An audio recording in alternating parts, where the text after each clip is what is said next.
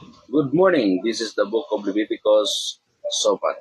And the law, God establishes a sacrificial system to atone for sins and a series of festivals for Israel to observe as day of worship. God gives Moses plans for a tabernacle, a tent where the sacrifices can be offered and God will meet with his people. God specifies that the rituals and ceremonies of the tabernacle are to be overseen by family of Aaron, Moses' brother. Brother and sister of the Lord Jesus Christ, what does it mean that God establishes a sacrificial system to atone for sins?